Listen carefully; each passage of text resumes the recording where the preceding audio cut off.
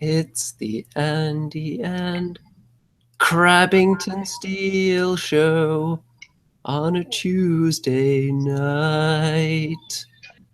He's a crab, he's not a lobster, and he is such a delight. There he is, he's not a puppet, he's definitely not on someone's hand. He's the second coolest person here, only after and E. It's the Andy and Crabbington Steel Show on a Tuesday night.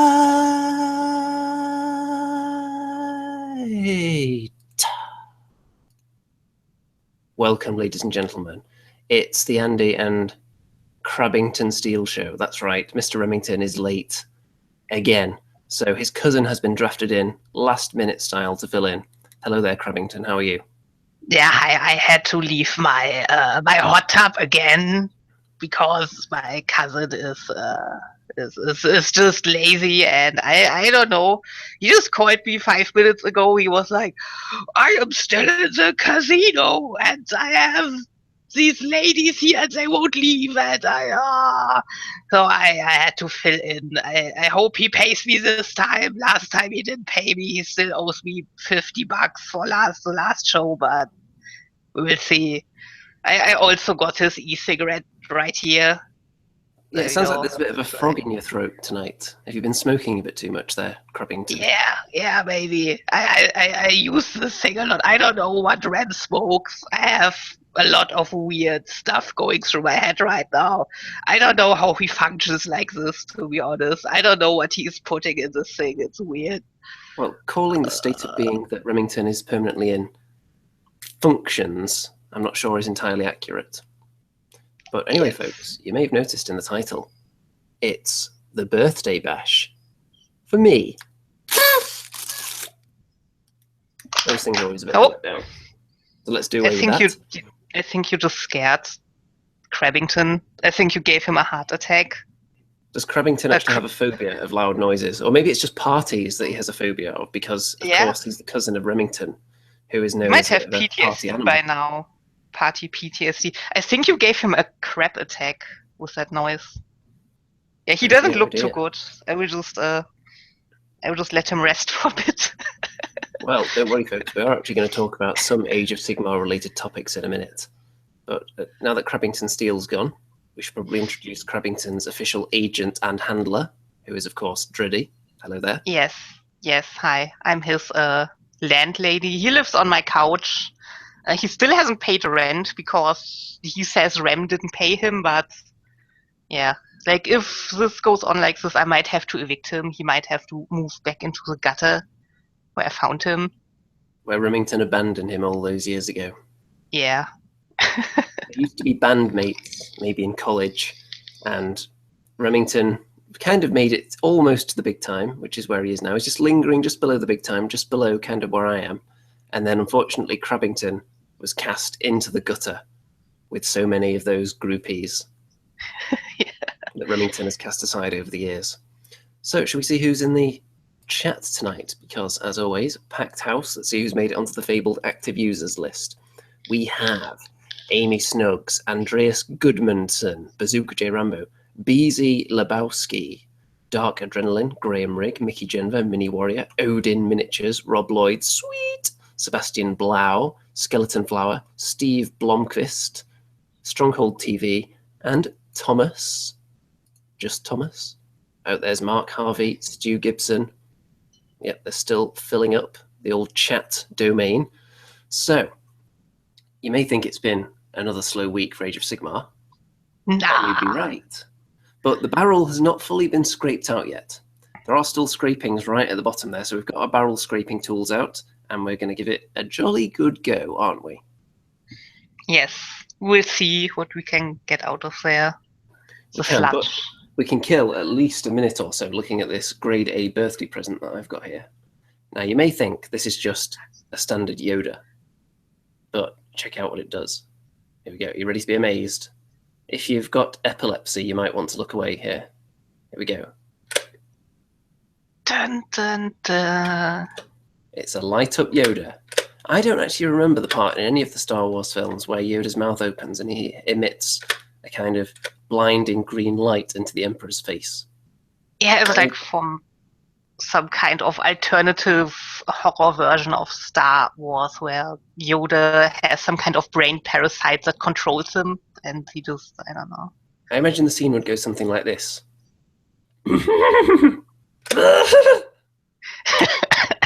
Something along those lines. Yes, like that flashlight there is certainly a way to get beaten up on the street when you just like go out at night because you lost your keys and have to look for them. You only have that one like flashlight. So yeah, you would be the ultimate nerd in town if you're looking for your keys out in the street with Yoda. Let's see. Sebastian Blau says it's actually a scene from Rogue One. It could be. Who knows? Well, apparently they did lighten it up a bit with some editing after it was too gritty for them. So maybe they added in Yoda spewing light from his mouth. I have my doubts, though. Light mouth Yoda. Mickey Genver is very excited about the barrel scrapings, but she thought that was more Rem's forte. Well, Rem might actually pop up halfway into the show, and he's under instructions to provide a birthday song the instant he gets into the hangout. So if whatever we're talking about is interrupted rudely with the loud, soothing tones of Remington and his magnificent instrument, then you'll know exactly what has happened. Yeah, he might still be busy scraping other things right now that we don't want to know about. He could be. There could be much scraping going on in the Chateau de Remington at the moment.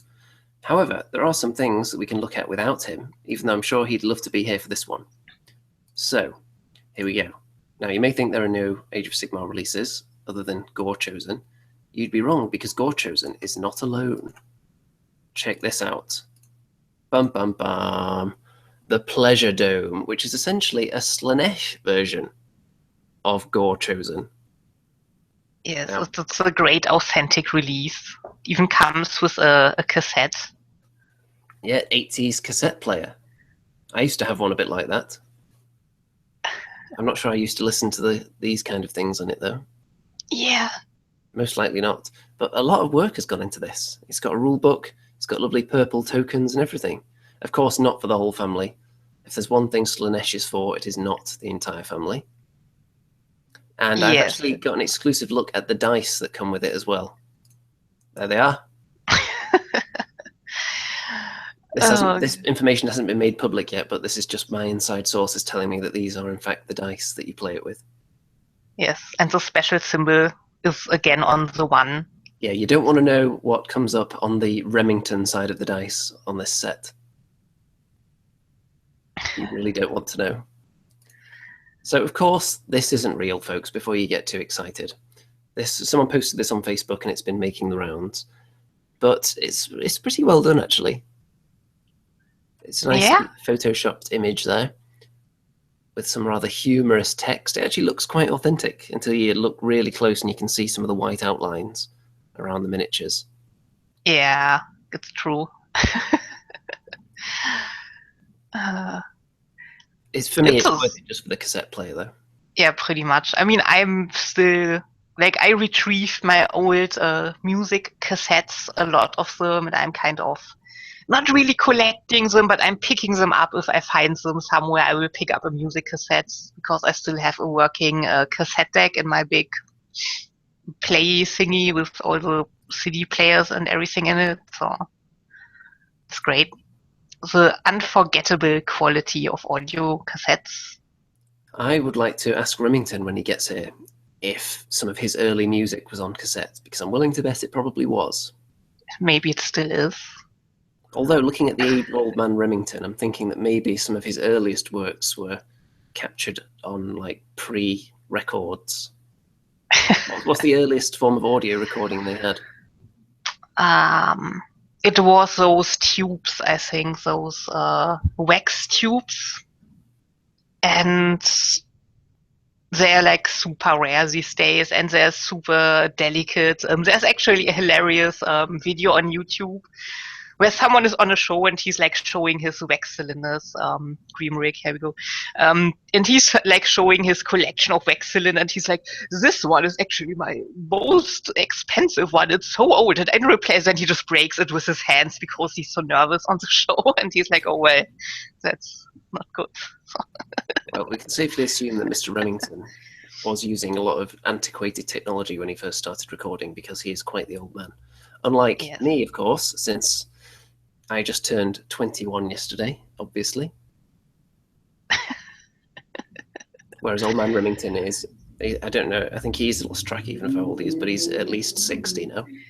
Yeah, I mean, I legitimately forgot how old I was the other day. I had to look it up. I couldn't remember. That does happen, because once you're not a child anymore and you don't get those little badges with your age on each year, it's easy to forget. Yeah. Also, when you don't really care about your birthday, it's just like another year. Oh. And you know you're old when people stop putting the correct amount of candles on your birthday cake and they just put one in the center. It's like, oh, I get it. I'm old now. Too much effort. Very much. I did just finish off my piece of birthday cake before we started, actually, which was a grade A birthday cake. So we've got something else to look at here. Now, anyone who has been watching the show the last few weeks will know that we've had a little bit of a feud on this show with Mr. Duncan of Warhammer TV after he was accused of stealing many of our ideas, putting them into his daily tips after we've already mentioned them on the show, or in my case, talking about them in Facebook comments. He then, 2 days later, in fact, talks about them on a live stream and passes off the advice as his own. So, this show, naturally, innovates hairstyles. So what does Mr. Duncan do? Let's have a look, shall we? What do you know? As soon as the Andy and Rem show takes the lead in hairstyling, Mr. Duncan is right on our tails, imitating. He's not gone all the way with it, though. But you can see there is definite cutting going on here. He's neatened it up around the edges a bit. It's a little bit shorter on the top, and it's less moist considerably. It is. Didn't go all the way. Yeah, it looks more like he's applied just one thick coat rather than multiple thin coats to his hair there. Because it's just definitely wetter here, isn't it? Yeah, it is. There's a lot of product in there. Yeah, maybe he's kind of dusted it here. Well, you better get used to it while it lasts, because I have a sneaking suspicion that could be a little bit of a receding hairline there. Not like mine, which is magnificent, of course. I think maybe his hair could be in retreat, so you better be careful. If you're going to compete with the masters, you better be ready. You better have all the tools that you need to bring to the fight, and I don't think he's well enough equipped, to be honest. I think it's a losing battle for him before it's begun. Yeah, maybe. We've got some comments on this. Let's see. Mr. Pink Guy says, some sick burns. Thomas, he's really pushed the boat out there. Yeah, it's not very extravagant. He's tried to be subtle about it just so we wouldn't realise. He wants to have the benefits of having a haircut, such as looking cool, without the drawbacks of people realising he ripped us off. So he's gone a little bit the subtle route with it. So people may not notice he's actually had a haircut until you see these side-by-side shots here. You may just think, well, Duncan's looking mighty cool today, almost as cool as that Andy guy. When you delve into it, you can actually see that he is actually just a cheap imitator. There we go. Any other comments on this? Apparently Mickey Genva has a badge, much like a birthday badge, but it says my name is Mickey on it. Sebastian just called Mickey Mr. Genva. Oh dear. Well, that was quite a common mistake people made. That name Mickey spelt like that. Yeah, it's true. You're bringing these problems on yourself. Of course, there are a lot of names out there that are just completely male or female, like Leslie, for example. Yeah, I mean, I pretty much chose like my online nickname on purpose. It's not like Pink Wargamer, Painty Girl 78 or something. So anyway, also in celebration of the new Red Dwarf episodes coming out, I actually have my haircut that I have been growing out over the time. It's actually the Dave Lister haircut. There we go. With the locks and everything. It's not long enough yet. You're on your way to Lister Town, definitely. Yeah. Until Halloween, I just have to put on the London Jets shirt, and then I'm ready. That's my costume. It's just me with a London Jets shirt, and I will be the alternative universe female Lister from season 1, episode 6, was it? I'm not sure right now. Something that like episode. that. Yes. Have you been practicing the accent? I tried. It doesn't work. My tongue won't do it. Oh, you just have to say Rimmer like that over and over again, and eventually it'll start to flow. Yeah, I guess. Rob Lloyd Sweet says, "Who's going to be Rimmer? Have you got someone to dress up as him with a big H on their head?" I think Jim would be a good candidate, even though no one here really knows him. But yeah, he would be a good candidate. Well, you'll have to craft him an H because he's coming over to your country soon, isn't he? Yeah, I will just use permanent marker or give him a tattoo when he sleeps. Yep, tattoo is definitely better than permanent marker. He's actually here. Oh god. I thought I could talk crap about him behind I can't do it now. Yeah, I certainly won't paint Jim's face when he sleeps. I would never do that. Well, maybe you wouldn't do it, but you can't promise that Crabbington Steel wouldn't stoop to those kind of levels. Yes, he says he can do a decent Crichton, and it's true. I can actually see him more more like as a angular Crichton. panels on his face. Yeah, that could work. Like he would be more of a Crichton. I don't know who would be the Rimmer. The Rimmer. Rimmer. Rimmer. Rimmer. Okay, let's stop doing that now. Okay, so we have got some more juicy content for you because someone actually suggested a topic for this show on Facebook. That's good. So we're going to delve into that now, and that is if you could create your own GW special little game that comes with 4 heroes in it, infantry size, so we're not just having Star Drake battles for £35 where you'd get 4 Star Drakes. Does it have to be a game, or is it just like an expansion tool? Well, it doesn't have to be a game, but it can be anything, because the rumours are that they're going to come out with more Silver Tower expansions with 4 heroes in. Well, I know what I would want. Well, should we do yours first then? What would you like to see in one of those?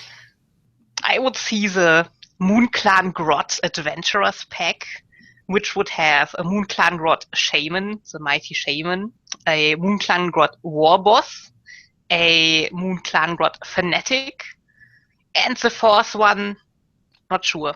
Like the sneaky Skulkers are not really Moon Clan, but a sneaky Skulker could be in there. And I think it would be quite the challenge playing Silver Tower with Grot heroes, because the game can be quite punishing if you don't really play to your strengths. What about it would be the hard mode? Eternal? Yeah, the Scuttlecast Eternals, they would be my second choice, I think. It would just be 4 Scuttlings with like golden hammers. And that's it. Just not even rules. I would just present you do what you want with them on the table. Right. If anyone in the comments has got their own suggestions for which 4 heroes you would like to see bundled together into one extra cheap package, which is pretty much the price of buying 2 heroes, so you're almost getting 2 of them free, what would be the ideal bundle for you? Dun, dun, dun. Oh, Bazooka J. Rambo. Yeah, I guess a Night Goblin Squig Hopper would need to be in there instead of the Skulker, just to have 4 Night Goblin heroes. Even though it's not a hero, but it would work. By the way, folks, if Mr. Remington is incredibly late and doesn't show up before the end of the show, I think we're going to get Dready to fill in the Forest of Rem this week. Dun, dun, dun. So you could actually make some decent decisions, because everything he's done so far has just been completely awful. I could just screw it up even more.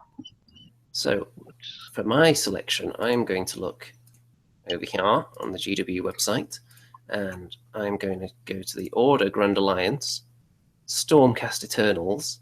Now, let's see, which ones don't I own? Well, there's none on this page. Right, here we go. So, it would have to be a Lord Castellant with his Gryph-hound. There'd have to be a Lord Celestant in there. Now, does the Gryph-hound count as one of them or not? I mean, there is a Stormcast hero who has like a Gryph-hound as a pet already, so I guess that would work. Okay, so they're in there. The Knight Vexilor, because I don't have him. And let's see if there are any others. I've already got the Knight Heralder. I don't need 2 because I don't want the eye pokey one. Yeah, so there's only really 3. So Yeah. I'd have them. And then what else would be cool? Let's have a look at... How about the Fire Slayers? I could get 1 Fire Slayer. Yeah, maybe. I mean, there already is a Fire Slayer hero in there, but I think he's just a caster, even though there might be a second one who isn't a caster. Right, which Fire Slayer is it that you get in there? Is it the I'm not sure. Berserker? Is it the Rune Master? They all look the same to me. Yeah, well, let's see. Which one do I think looks cool? I quite like that axe, actually. I think that's quite a cool one. I'm not so keen on the Battlesmith's axe, actually. I think he's holding it a little bit weirdly. He's holding it too close to the end, I think. Yeah, maybe. But he needs to get a good swing because he's already holding that banner thingy, so I don't know. He needs that momentum, that It looks kind of like he's swatting a fly rather than hitting someone with it. It doesn't like he's generating much force with his arm out straight like that. Yeah. This guy looks like he's about to bring it down and crack some skulls, though, so maybe him. He's kind of tiptoeing too. He's kind of sneaking up to someone to axe them in the back. Yeah, it's like an old cartoon.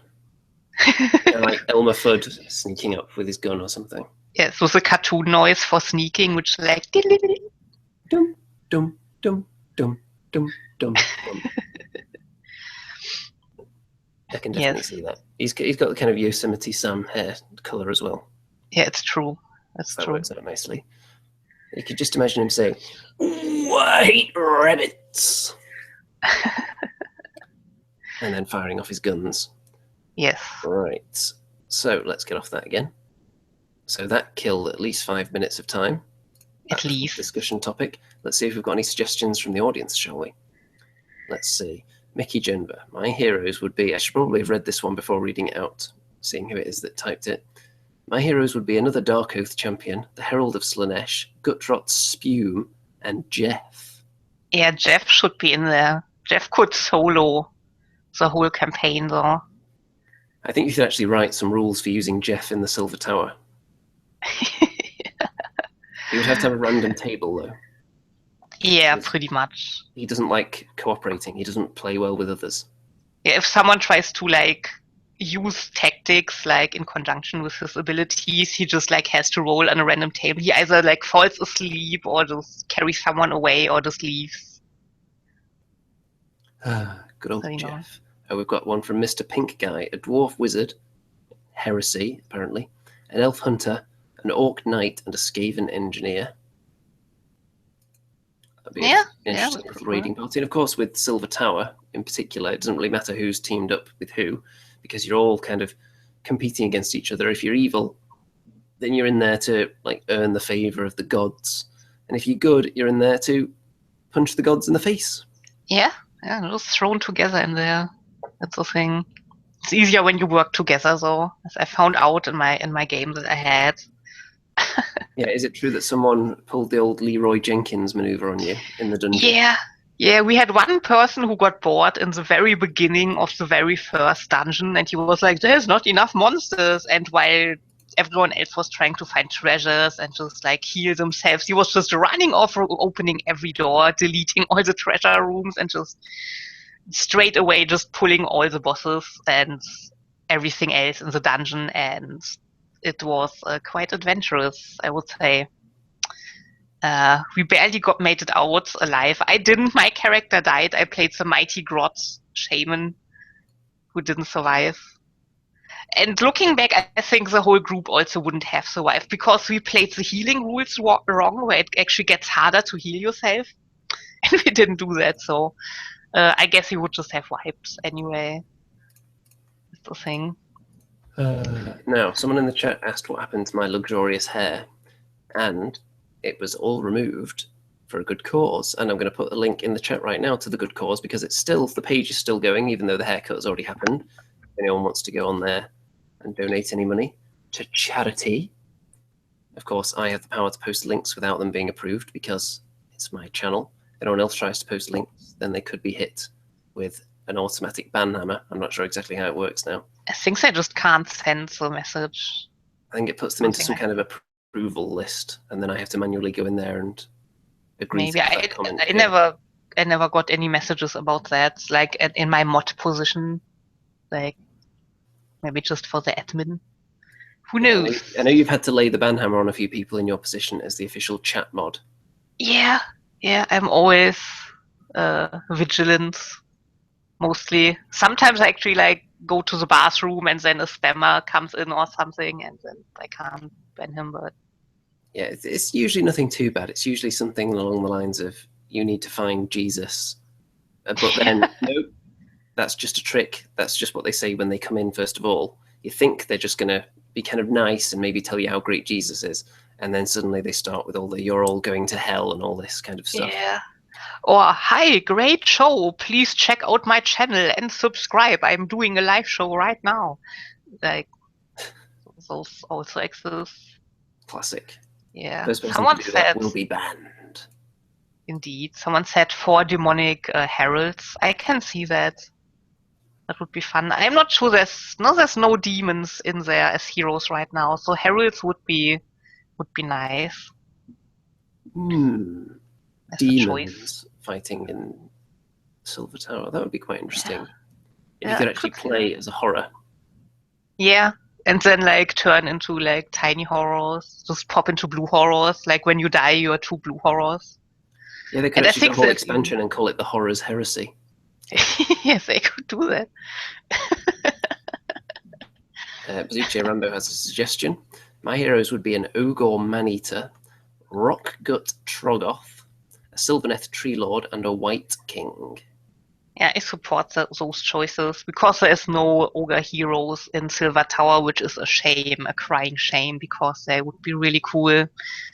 And I actually played an ogre hero in Advanced Hero Quest with house rules, and that was fun. So, yeah. Stu Gibson says, how about a vampire duel game with one each of the Lamian, Strigoi, Necroarch, and Blood Dragon vampires? That would be fun. But apparently Sebastian Blau already suggested it. So Duncan stealing people's ideas is starting to rub off on the community now. Everyone is just plagiarizing each other. Yes. It's not good. If that trickles down into the community, we're in for a bumpy ride. Rob Lloyd's sweet tree lord wouldn't fit through the door. You could like bring the seed in and then plant him in a pot, like Groot, and then just like grow him inside of the room, and then you would have to like burn him down every time you want to go through a door, but then replant him. Could be tedious, but it could be. I'm sure you could write the rules for that to make it entertaining, though. Yeah. Let's see. Auric Lovegod. I think they should release different towers from the Silver Tower. Order, Death, Destruction, and Chaos, then come out with a different model set and text and release those. So different towers, not a Silver Tower. I very much hope they will do that. I mean, the Silver Tower is like its scene-specific setting pretty much, but they could be like the Skaven dungeons or the Skaven tunnels or the Night Goblin hold or the Orc castle or whatever. There's so much potential for either upcoming new games or expansions. I really hope they use those. Well, here's something for the audience. We've got Silver Tower, which is Zench. Give us a name for the Corn Tower, not the Blood Tower or the Skull Tower, because that's too obvious. It's to be a bit more Gore Tower. Or the Gore Tower. Then you have to give us one for Nurgle. So the Pustule Tower, something like that. And then we need one for Slanesh.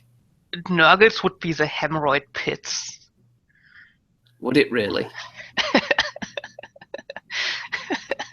Delving into the hemorrhoid pits. I'm sure you could link that to the Slanesh Tower somehow.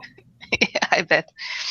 If everyone has names for any of those towers that you think are particularly amusing, drop them in the comments, and then I will assess them and decide whether they're suitable for broadcast, or whether this video would instantly be demonetized as soon as they were read out. Demonetized. Yes, there's an interesting concept. I don't know where I'm actually going with that thought, but it's something. Should do something like that. Oh, we've got suggestions already. Skeleton Flower, the Brass Tower, Yeah, That's Corn. The Barf Tower. works. Yeah, or the Puke Tower, I suppose. Oh god, no. And then this Slaanesh one. It's the Flesh Tower. Yes, it's very veiny. I'm sure it is. Just pulsating on the horizon as the heroes approach. Dino Titan Edition says Corn, Kellogg's Keep. Full of Yeah. corn flakes, of course. Jim Plays Games says Veruca Tower for Nurgle. Yeah, if one of the planes is like just a big foot, and then the big Veruca or boil or something on the sole of the foot is just Nurgle's tower. Yeah, I guess. Work. Bazooka J. Rambo, Nurgle Tower, a reverse tower, the Pit of Stenchy Bowels. Yeah, that would also work. It would just be bad if like that thing and like the Slaanesh Flesh Tower are like beside each other, and heroes actually like beat and destroy the Flesh Tower that kind of falls over and kind of like topples into the pits. That would be quite suggestive.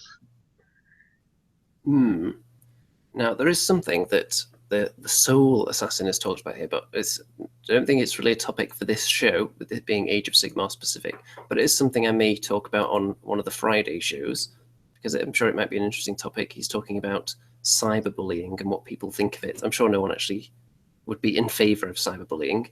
Yeah, I would be surprised. It might be something interesting to talk about on one of the Friday shows. It's a good topic. It's an important topic. Yeah, so cover that this week or next week, perhaps. Dino Titan Edition, Slaanesh Castle of Mirrors.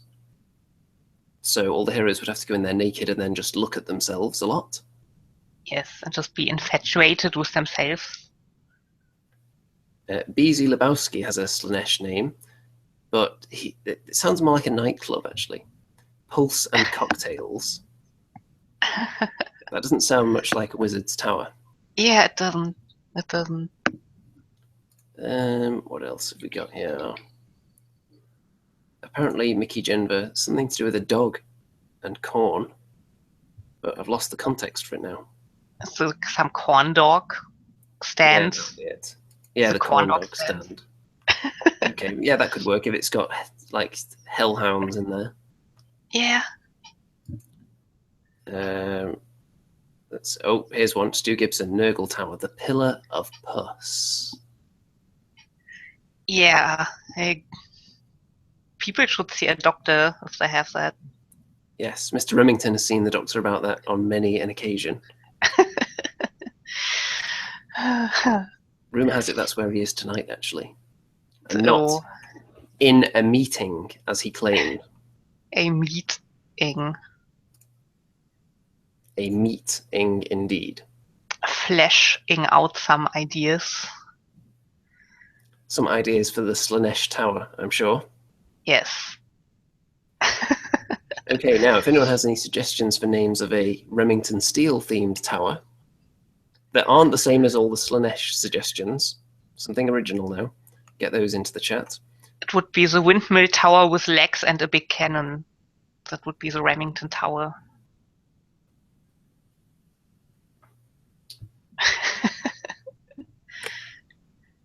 Oh no, he's broken.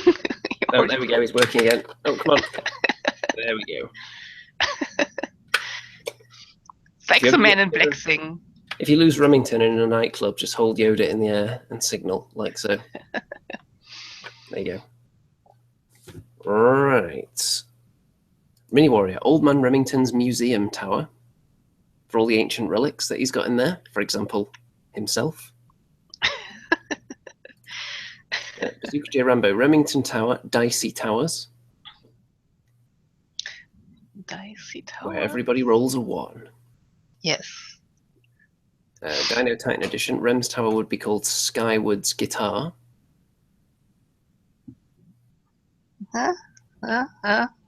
Maybe. Not sure about that one. Be Snake Eye Castle. It certainly could be. What was the name of Skeletor's castle? Was it Snake? No, Snake Mountain was from someone else, was it? Like Hordek. No, Hordek didn't have. Why can't I remember the name of Skeletor's abode? Was it Skull? It wasn't Skull Mountain. It had a snake around it, though. I think I remember it had a snake. Snake Mountain? Yeah, it would be Snake Eye Mountain. There we go. Perfect. Then there would just be Remington in there, like, ha ha ha ha! I have another great plan. Where did Mumra live in the Thundercats? Did he have a name for his? I don't remember. It was like, did he live in a pyramid? I'm pretty sure he lived in a pyramid. If anyone knows where Mumra lives, let us know. I had a Mumra action figure with like glowing eyes. It was great. I can't remember if I had it or my brother did. We had one that was like the old crusty, shriveled Mumra in his cloaks. And then there was like a button on him and he would start transforming. I can't remember exactly what he did, but he kind of almost turned into the big, scary Mumra when you pressed the button. That's interesting. I only had like the powered up Mumra. I didn't have the wimpy version that then turned into the big version.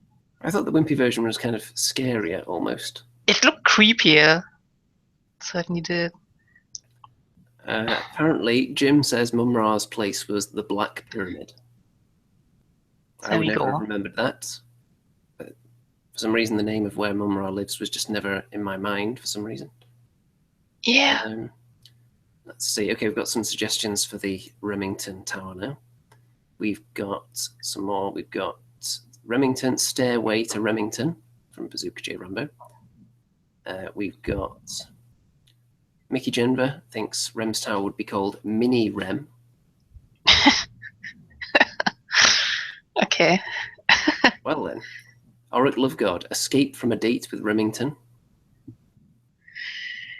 Yeah, could be a White Dwarf minigame. It could be. Dino Titan Edition. I think Remington's Tower would simply be called like that. I assume he just means Remington Tower. And have a giant entrance shield stating Remington.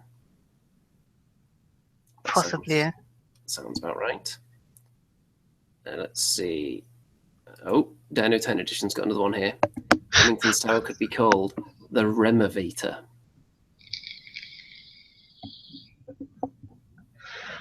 Would it be removated though? I think we just got removated, actually. I think we did. Oh. Here he is. How much does he know of what we've been talking about? And does he know that he came in muted? I don't know. Maybe he muted himself because he had to like swallow all that anger and rage about us talking crap about him, which we totally didn't do at all. He only said nice things. Oh, no, he turns the lights off. What can that mean? Oh, he's gonna figure out how to unmute himself in a second. Remington versus Technology, Part 16. Is your microphone actually plugged in? Oh, it isn't. Oh, he left. I think he'll be back on the right account in a minute. Maybe. He does have a habit of jumping in on the wrong account at the first attempt. Yeah. It's always weird when he starts talking and people can just see Uncle as the person who's talking. Yeah. That's not creepy at all. Oh, Bazooka J. Rambo says Remington's Tower would be called Rump Tower.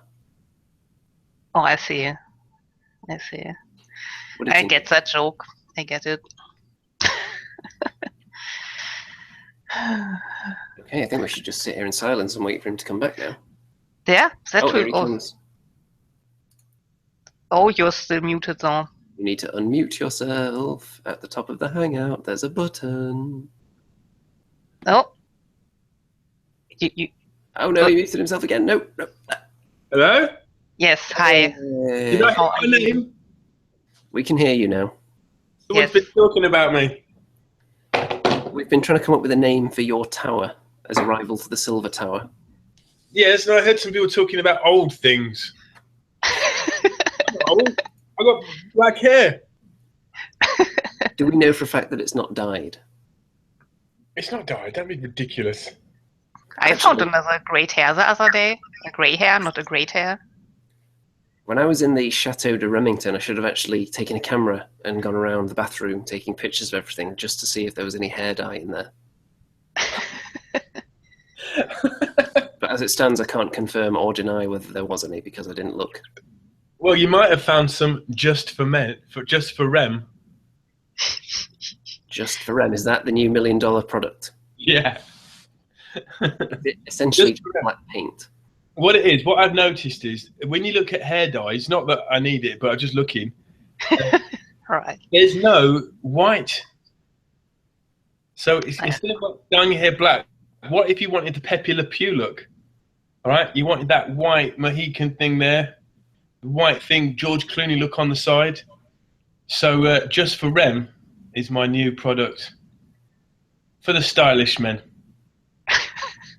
It's just like shoe cream, like with a different label. I actually think that Mr. Remington should go for the kind of Hulk Hogan look, where you have like a blonde mustache but keep all this hair black. Yeah, that would work. I did dye my hair blonde once. I did too. bleached it, and it looked good for about 24 hours. It looked quite angelic, and then it kind of went all orange.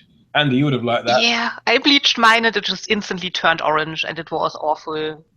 It was not a proud time. I ended up shaving it all off and looking like a kind of a refugee, you know. Do they have orange hair? Orange shaved heads? Yeah. So did you see this Slanesh game then? We did. We were just talking about it. Yes. Isn't that the rip-off of Witch Coven? Well, it could be. Yeah, if it gets an official release, then we know what's up. But I heard you talking about Nurgle. I don't think Nurgle would have a tower. I think Nurgle would have a basement. Yeah, I mean the hemorrhoid pits was my suggestion. I like it. I like it. And then there is a Slanesh's Flesh Tower, of course. And once Slanesh's Flesh Tower gets toppled by the heroes, it just like falls into the hemorrhoid pits. I like it, yeah. Or the Arsewater basement. Yeah. Yeah. So, Mr. Rem, you'll be very pleased to hear that you've turned up just in time for your favourite part of the show. Oh. And I think people have missed your music so far. So are you going to be prepared to deliver the What the Hell Is That theme tune? Yeah, give me a sec. We can give you 1 sec, which has now passed. Maybe. It's quite nice lighting he's got going on there. Looks like perhaps he was entertaining some ladies in there. Okay, here we go. Now, before you start the song, I'm going to let people know that this is a birthday-themed What the Hell Is That? But before we look at it, we're going to take a quick look at some miniatures from the sponsor of the show and What the Hell Is That? Blightforge. So, here are a couple of their models, which were converted and painted by the Blightforge Maestro himself. So here's one, very purpley, chaosy looking guy here. I like it. Yeah, apparently nice. these miniatures are a couple of years old, but it's just something nice to show off. It is. Tasty. There's nice blood going on there. And we've also got this rat guy. Now that is a really nice base. Yes. Quite Very, the very stylish base. Very More stylish. effort in that base than I put in mine, because I don't put any effort into my bases. Yes. So, to begin with the chance of winning a Blightforge converted and painted miniature to put yourself on the list of What the Hell Is That winners, one of those will be drawn as the grand overall winner for the month, and they will win the prize. You're going to have to identify 4 flames on a birthday cake to commemorate my birthday. I tried it, couldn't do it. So, take it away, Music Man.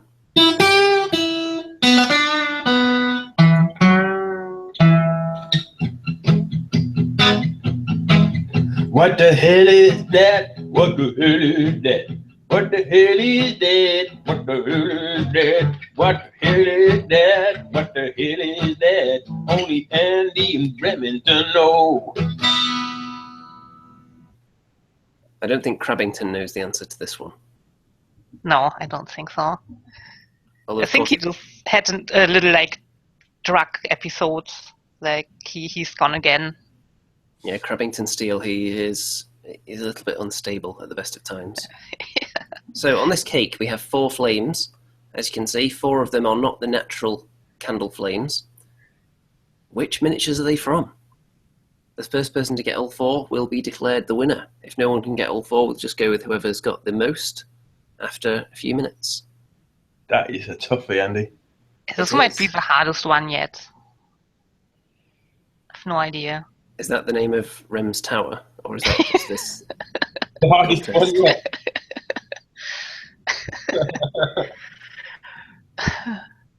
Have we got any comments yet? Oh, Stronghold TV says, "Oh man." Nope, that's not right.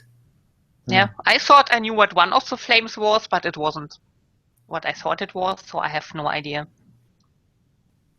Thomas says, "That's hard." Oh no, he says, "Wait, that's so hard." And Dino Titan Edition says, "Ooh, that's hard." Well, yes.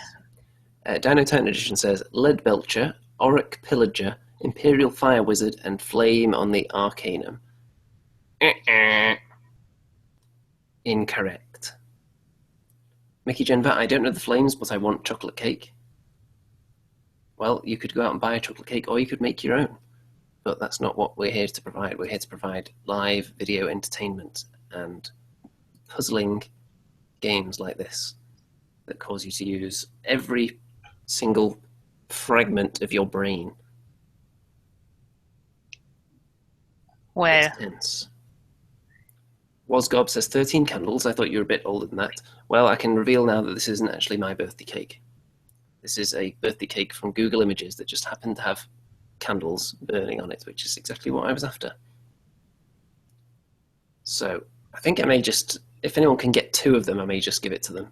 Because it is quite difficult, this. Quite difficult indeed. Andreas Goodmanson says Warp Fire Thrower. Mini Warrior has some suggestions, but I don't think any of them are Age of Sigmar related, so incorrect. Come on, someone's got to get 2 of these flames. Just start naming 2 miniatures that have flames on them, and someone will get it eventually. Flamey McFlameface. Can either of you name any of these flames at all? Do you think you've got any of them? Maybe the one on the left kind of looks like it could be something I've seen before. But the others, man, I don't know. Yeah, so one on the left is the only one where I thought I knew what it was, but it wasn't, so. I don't know. I'm thinking maybe one of them is a flagellance flame. That's just come to my head. I don't know what else. We've got some suggestions here. We've got Sebastian Blau says Torch on the Orc Rider with Pig, Flagellant, and Hexwraith. So no, those are wrong. And we've got some other suggestions. We've got... Oh, someone's actually got one of them. So I'm going to score 1 point for this guy. Dino Titan Edition says Auric Runefather on Magmadroth, which is the one on the left. And that is right. So there's 1 point to Dino Titan Edition. So there's 3 more to play for. He's in the lead, 1-0 right now. This is how we're going to do it. If he could get another one, then that would be enough to win. So that one's out of play now. We just need these 3 here. Oh, God. That one in the middle is very, very tricky. They're all really tricky. They are, actually. Andreas Goodmanson says Warp Fire Thrower and Phoenix. Well, you know what? I'm going to give him 1 point there, because that one in the middle is from the Flame thingy, Flame Spire Phoenix. So 1 point for Andreas Goodmanson. So 2 more left. This one and this one. Anyone can get those. Dino Titan Edition has given us 2 that were already guessed. I don't know, maybe already got Phoenix. Raphael Marge says Dwarf Rune Lord, Pterodon Riders. Nope. Ronnie Dodd, Weird Knob, Empire Battle Wizard. Are we back to Rem's Tower again here, or are we playing... What the hell is that? No points there. Let's see. Thomas, the only new one there he suggested is Bright Wizard. Nope. Come on, folks. Someone's got to get the one on the right or this one above the P, surely. Aren't, says Skull Grinder. Auric Love God says Pterodon Rider. Andrew Fairbanks says Changeling. Yes, that is a good spot. This one on the right here is from the Changeling of Zench. That is a really good spot. So we've just got this one left here. If a different person gets this one, it could go into a 4-way tie right now. So I'm hoping one of the people that got the others is going to get this one here. It's actually not that difficult at all. In fact, I think I might just close it to everybody apart from the people that have already got one right. Because then we're guaranteed to have a winner. Come on, folks. You can do it. Andres Goodmanson, Pink Horrors. Nope. Rob Lloyd Sweet, Hearthguard Berserker. Okay, so for those 3 people that have one right so far, the game is now only open to you, and I can tell you that this flame here is from a dwarf. What kind of dwarf is it? First one to get it is going to be the winner for this week's What the Hell Is That? Come on, you 3. First one. Also, I would have to remember who the 3 people are that have already got one right. A dwarf miner? Could it be? Oh. Maybe if one of them were to type that in, we would find out. Stronghold TV says a fiery dwarf. Well, I'm afraid you're already out of the running. And yeah, too bad. Or at Love God Dwarf Corpse Cart. No, there's no such thing as Dwarf Corpse Cart. Dino Titan Edition, was he one that had one of the right answers? I don't know. I didn't pay attention. I think he was, and he says Dwarf Miner, so you know what? I'm giving it to Dino Titan Edition, because I think one of the others got it as well. So there we go. Dino Titan Edition takes it. Bum, bum, bum, bum, bum, bum. That was a very difficult one, wasn't it? That was like Remington levels of difficulty. Well, who won? Dino Titan? Yes. Well done. I think he won last week as well, so he's in the running to win that model twice now. Wow. And we're not far off doing the draw for that first model. Might be next week, actually. Speaking of corpse carts, Andy, you know, I didn't come on this show with any $1 million ideas, but having already had one with Just for Rem, I've also had another one. What if we had a board game based on Warhammer Fantasy, Age of Sigmar, and it's like a race game? So you've got like each faction has its own like go-kart. So you've got the Snotling Pump Wagon, you've got the Corpse Cart, you've got like, I don't know, like an elf chariot, and you've got like the flamer chariot thing. It could be kind of cool, right? I could actually see that. That's not too outrageous. So that'd be actually good use for some of those old models, wouldn't it? Yeah, like wacky races, right? Or you could have like an altar of Sigmar on wheels. Yeah, Corpse maybe. Cart, of course, be slower than the rest, but then you could use magic to push it along faster. You got the Maybe Cauldron of Blood. the old terrible orc like pig chariots that no one buys anymore because it looks terrible. Yeah, you got Razor Gore Chariot for the Beastmen. It'd be kind of cool. Little wacky races, but it would be like Ben-Hur. Do you know what I mean? Where all the chariots are like fighting each other as they're going round. So some will be faster, but they won't be as powerful. You know And it would be like Gorka Morka in Warhammer Fantasy. If it's anything like Wacky Races, who's going to play the part of Dick Dastardly and just get miles out in front by being a superior driver, and then needlessly stop to set up some elaborate trap that invariably backfires on him when he was clearly going to win the race anyway? He like drives up to the finish line, then stops to set up a spike pit for everybody. Why doesn't he just win? I used to like Motley, his dog. Yeah. Good old Motley. Can anyone do the Collective Motley laugh. I can't do it. That's pretty close. What would we call this game then? Hey, answers in the chat box, guys. Yeah, a Remington conceived racing game. What would you call it? There is. Someone said there already is one. Well, people always say that about my ideas, but then they can't necessarily prove it. Yes, that's like murder car game from GW from way back in the day. Like, I don't know what it was called. I don't remember. There was a racing game, but we should call it Rem-Her. Rem-Her. How about that? Rem-Her. Oric Lovegod said it's been done in a board game. No, it hasn't. what? They call it shenanigans. If it was by Fantasy Flights, they're not working together anymore anyway. What about just simple, like go actions? go faster cars, you know? You got Mario Kart, haven't you? Yeah. Sigma Kart, Sigma. Speed of Sigma. I'm not sure about the speed of Sigmar. Maybe this What would the Sigmarites have? Would they have a chariot? Would they have a chariot? Sigmar, Sigmarines, Sigmarites. They would have. What would be pulling their chariot? Gryph-hounds, maybe? Probably. Yeah. Or a couple of Dracoths pulling a big, huge, monstrous chariot along. Yeah. There we go. I think we're onto a winner here. This could be Yeah. the idea, yeah. Oh, Jim Plays Games says Sigmario Kart. Mario Kart, I like Quite a it. good one. And, you know, it could also, just branching out the franchise here, this could be like a video game as well. Be great.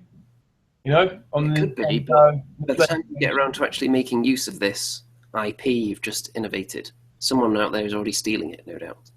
Yeah. And it would be on Steam Early Access for 2 years anyway. And then it would get released all buggy and no one could play it. It'd be so good, right? And then you could have, like, if you win races, you get a little bit of money, and then you can, like, upgrade your carts to have, like, spikes on it, or, you know, if it's the Snotling pump wagon, it gets the Snotlings get to throw spores at other chariots. It does, like, acid damage. It could be cool. And then you could have, like, on the track, it could have, like, various assault things that you have to avoid or jump over. Very small, maybe. You could have Stevenson those. says Realm Gate Racing, which is actually very similar to the Porkening. It's true. It's true.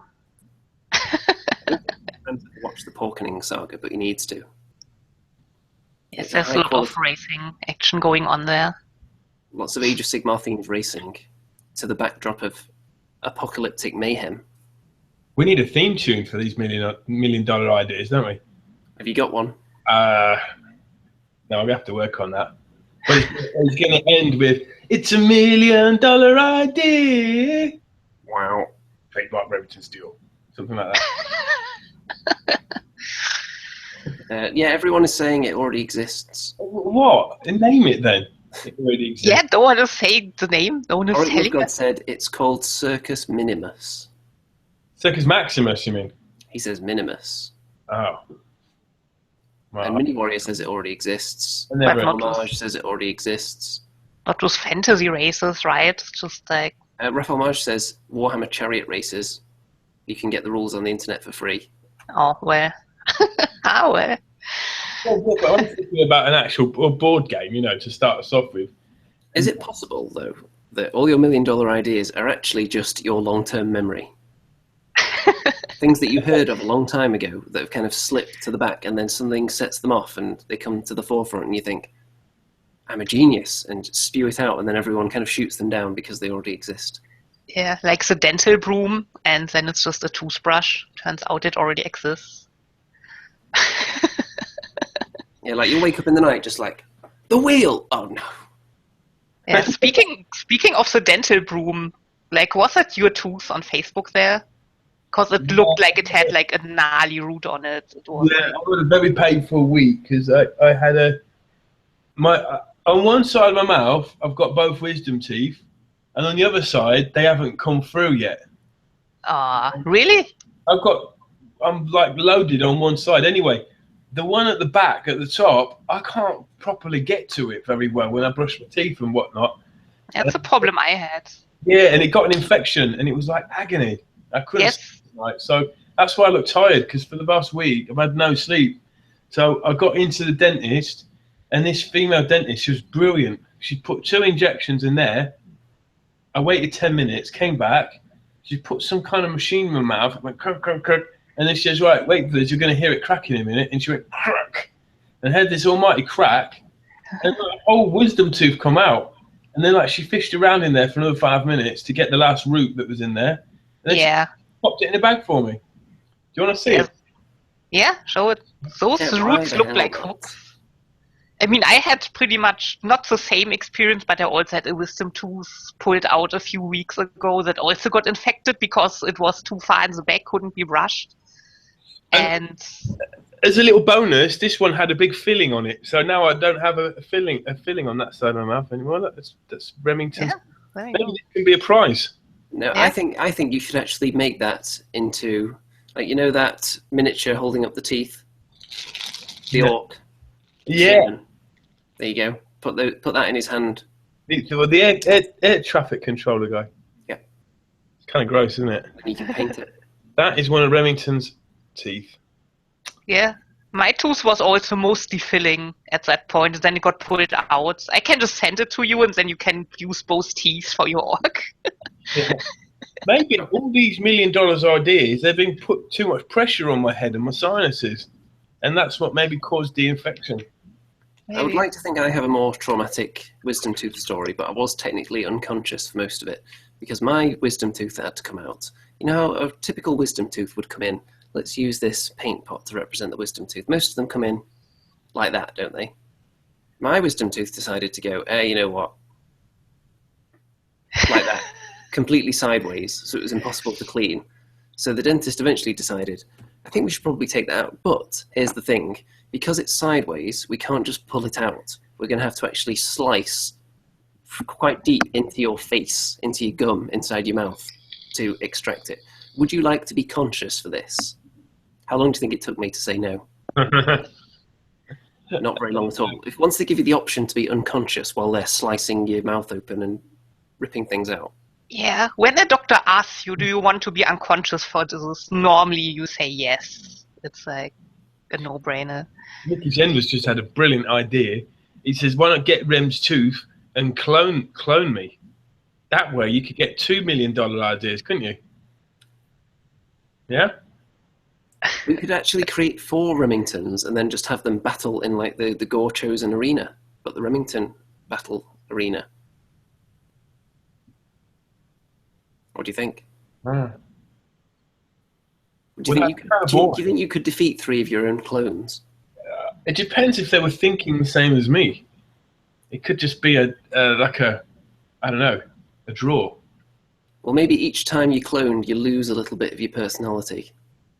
I mean, in theory, the clones would still have their wisdom teeth, and they would be in agony, so you would clearly win because they would be exhausted and in pain the whole time. I don't like fighting. I've had to break up in real life, right? I've had to break up about 5 fights this week, and it's like I don't like it anymore. Well, shall we get to your other favourite parts of the show now? Yeah. What's that? No, we've had What the Hell Is That? Yeah. This is the other part, the other favourite parts of the show. There you go. Forest of Rem, Part 3. Bum, bum, bum, bum, bum, bum. Have you got a theme tune for this? I'm going to have to sit at my table for this bit so I can roll the Remington dice. And roll another one and rip someone's arm off by accident again. Okay, do you remember where we left off? Yes, you were being approached by angry townsfolk because you just ripped an old man's arm off. And he told you that you were going to bring about the end of the world or something, didn't he? Yeah. After you tried to get him to translate the map, but you accidentally killed him before he got a chance. Okay, I've got my dice ready. Okay, you've got the dice. Do I need my tooth as well? Yeah, I'm not sure if you need your tooth. Okay. Okay. Nice. Where's he gone now? Sorry, my lucky tooth. Okay. Are you going to rub that tooth with your finger before you roll the dice and shout Remington? Yeah, I'll rub the lucky tooth. Okay, you should put it round your neck. Okay. I think, yeah. Okay, Thomas says you're still in the pub, Rem. Yes. This, where I used to live, it used to be a pub. It's been converted into a luxury flat. Well, shall we commence with the tale of not quite so luxurious surroundings? Let's do it. As the blood seeps from the stump of the unfortunate old man, felled by the misstep of Remington, the townsfolk emerge from their rooms, murderous rage filling their eyes. Do you flee? Do you attempt to explain yourself? Or do you attack? Well, keep in mind, at the moment, you're only wearing a small loincloth. You have a partially broken mandolin. You're carrying a small small little amulet that says Remington on it, and you have a map that you can't translate, which leads to a cave, a tower, and a river. Okay, I'm going to try and explain myself and just say I didn't touch him and his arm fell off. I think you'll need to roll the dice. Yeah. Maybe they instantly produce like torches and pitchforks now. Here we Let's see go. what number comes up first. Remington! It's a 6. Huh? The townsfolk immediately buy you drinks by the dozen. They gather around, they like put you on their shoulders. Yay, Remington, he didn't touch him. Yeah, his arm just fell off. Yay. They're like parading you around the room. You're basically their new king, essentially. And they're like women fanning you with big leaves and feeding you grapes and stuff. Oh, I like the sound of that. However, Oh. Why is there always a however when you're in that situation? a small, mysterious, large-nosed, hooded figure. Now, you've not had the best luck with hooded figures, so you might not want to kill this one instantly. Approaches you in your luxurious love chamber. The small figure pulls back its hood, revealing itself to be a Moon Clan grot. The people don't seem to be particularly taken aback by this. So perhaps it has a reputation around those parts. Perhaps it is a friendly Moon Clan grot. It approaches you and introduces itself as Krabby. Remington, listen to me. I am Krabby. And I am not a normal Moon Clan grot. I am actually your spirit animal. Are you willing to listen to my advice, Remington? Yes, in a Bavarian accent, it must speak the truth.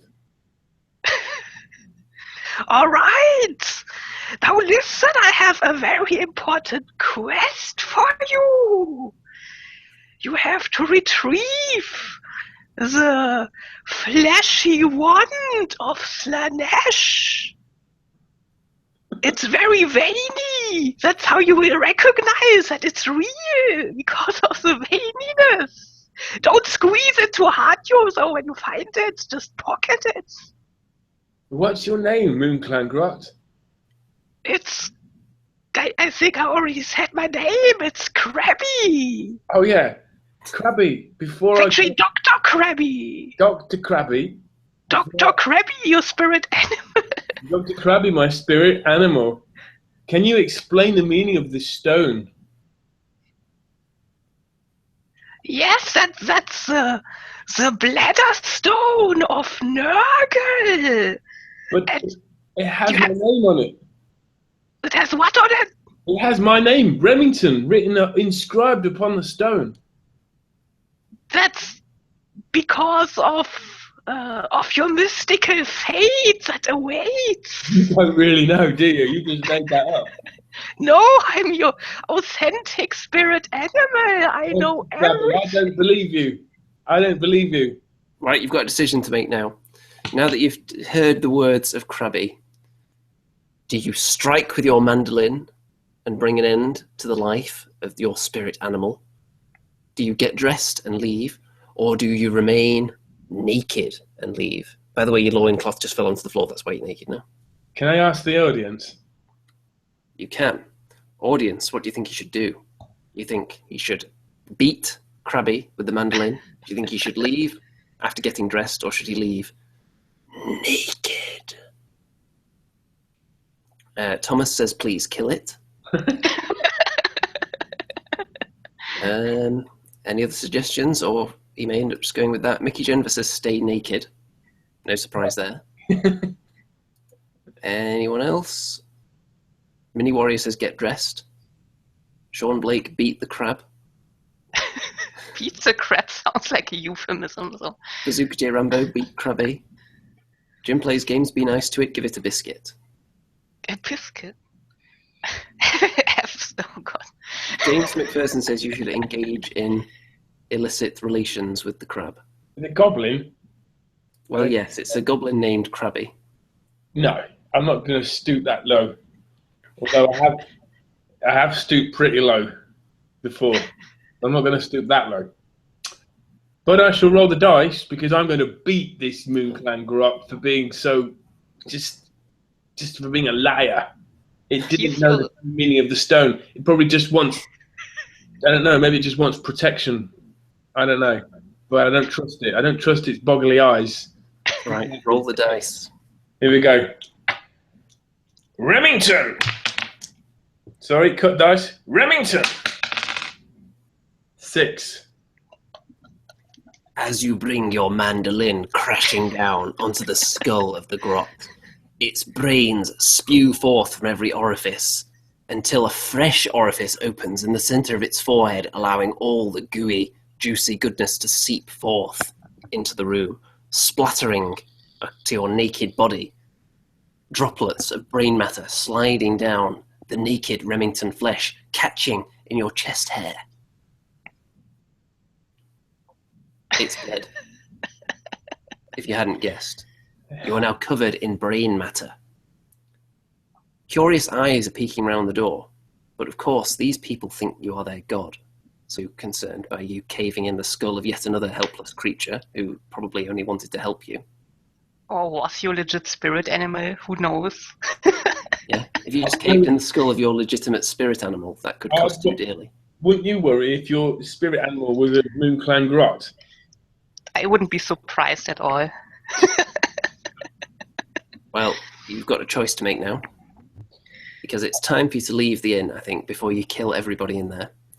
You have in your possession the map, the amulet, and, after searching your spirit animal's body, a small turnip. Do you get dressed and leave, or do you leave naked? Or do you inspect the turnip? Yes, do you inspect the turnip? That's I your... don't have any clothes. I've only got a loincloth.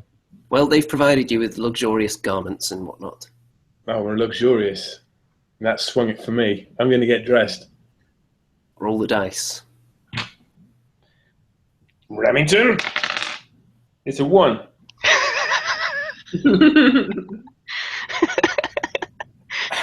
One on dressing yourself is not good.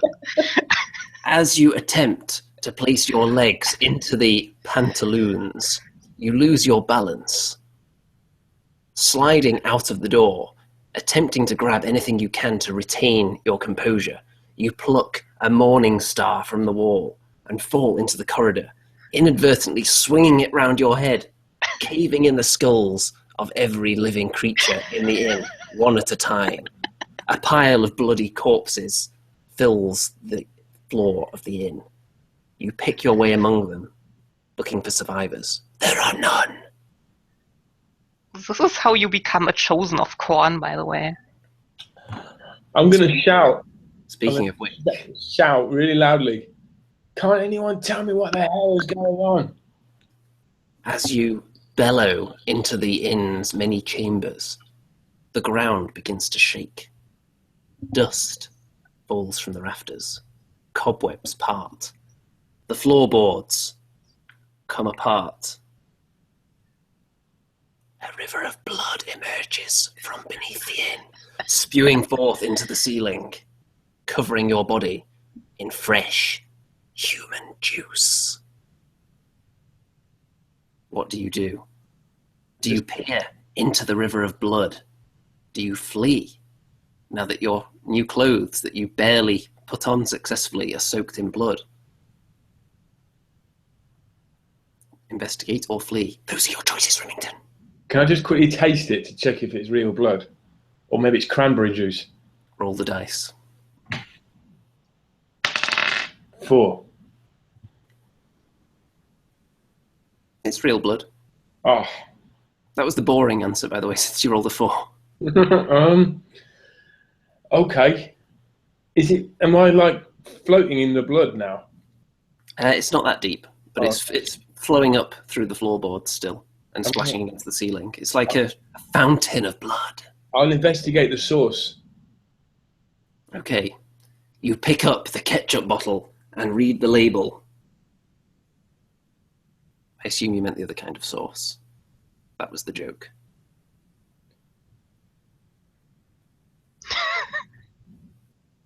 Never mind.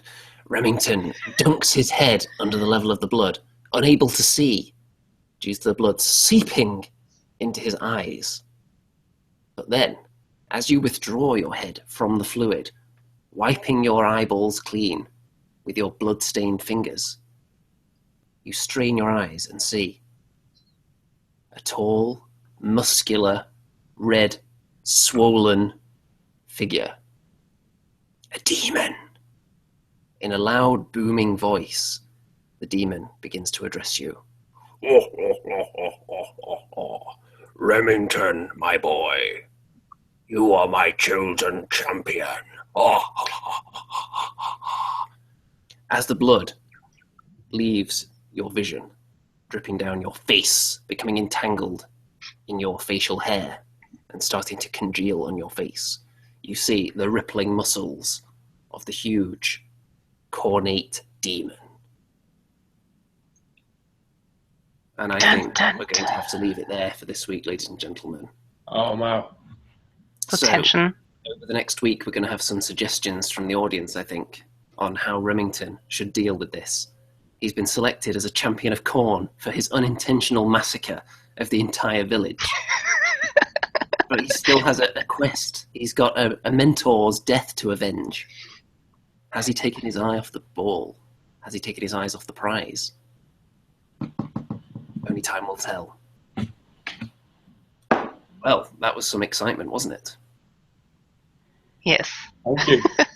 So anyone who wants to suggest what you should do next should wait until the show's over, and then when you refresh the page later on, you'll be able to leave that in the permanent comments, because if you put it in the chat now, chances are we'll miss it. Right. It is time, before we go, the final topic for the day. We're going to look at some pictures from the Andy and Rem Show Facebook group. Dun, dun, dun. That were very tasty this week. So, first of all, we've got some lovely iron jaws from Amy Snuggs. Now, I'm a big fan of this colour scheme. I'm not sure why. Something to do with the orange, I think. Yeah, maybe. What do you think of the kind of glowing eye effect she's got going on here? Because I think they're supposed to be haunted by some kind of spirit. I like it. Yeah, I like that. It's cool. I like the bases as well.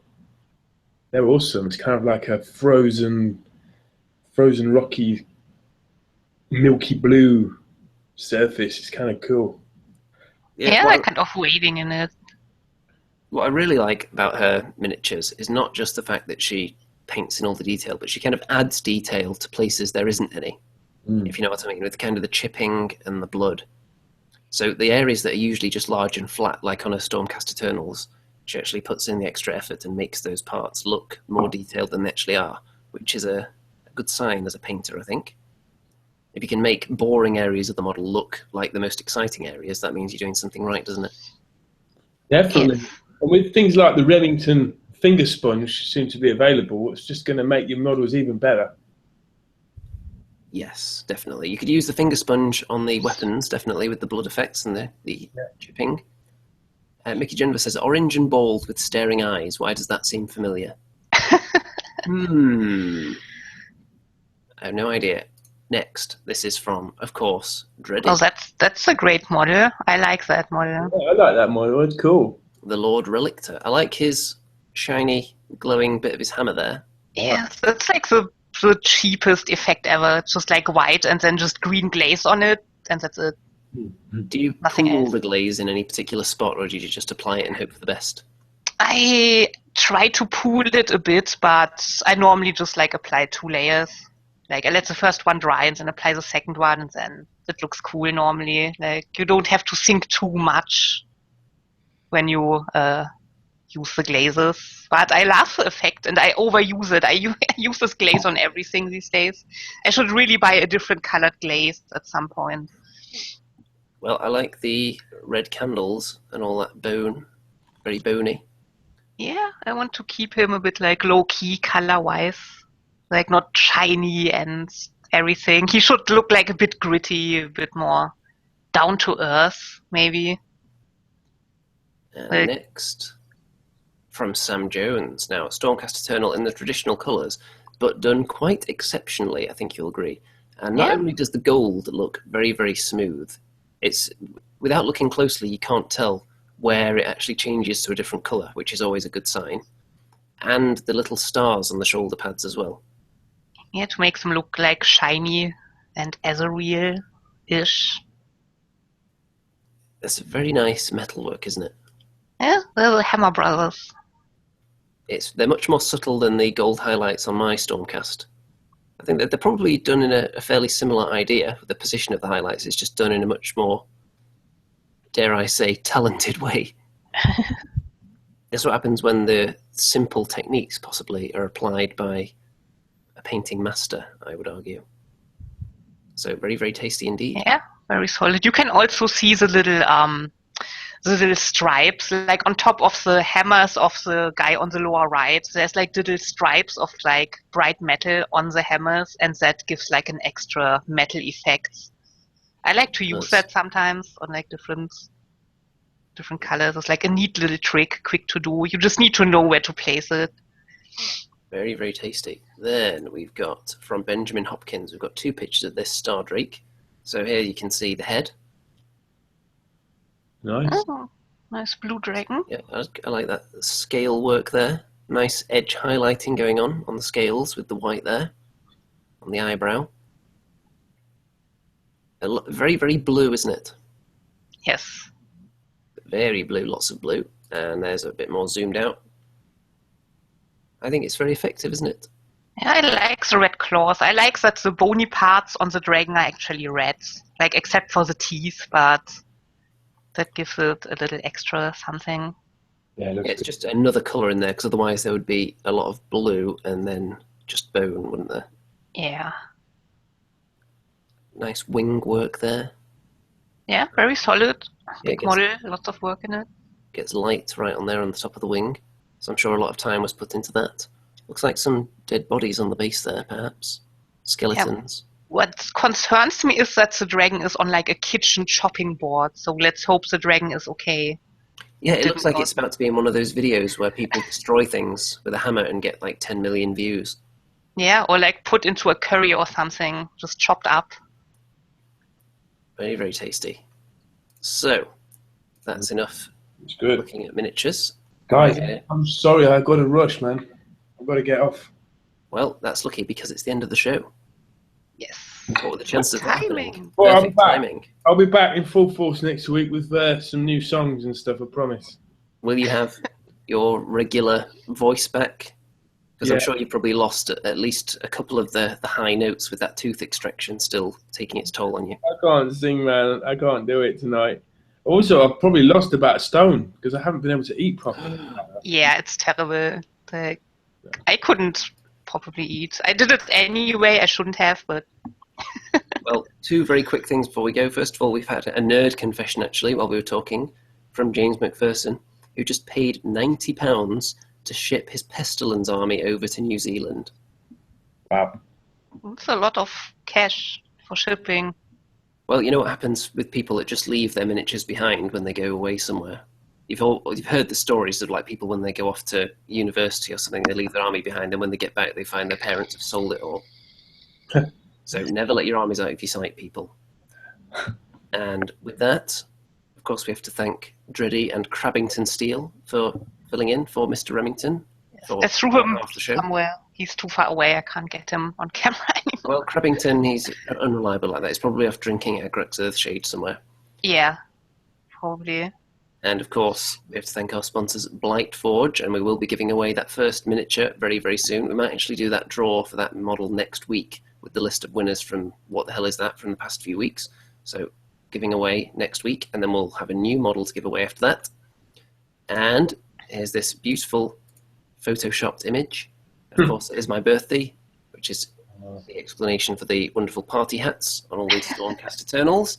And who knows, maybe next week we'll actually have some Age of Sigmar news to discuss, or at least a rumour. Just one tiny little shred of rumour would be nice. Because we are going to start struggling eventually. That barrel can only be scraped so much before you actually wear down the wood in the bottom of the barrel, and you're just scraping up earth after that. So, before we go off the air now, I would suggest that we end with a tiny little guitar bit from Mr. Remington. Just a few seconds. And people wishing me happy birthday. That's very, very nice. Oh, by the way, Mr. Remington, that star drake that you attempted to send me for my birthday hasn't arrived yet, so you may want to send that again. Sure. I'll ship it to you. What was it? The triple star drake bundle, was it? We agreed. Okay, here you go. Good night, everyone.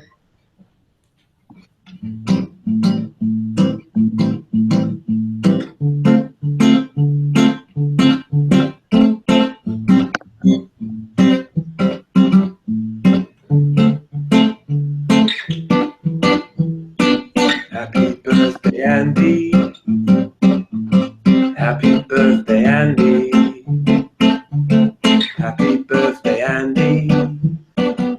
It's been many a year, and we've all shed some tears watching the Andy and Rem show.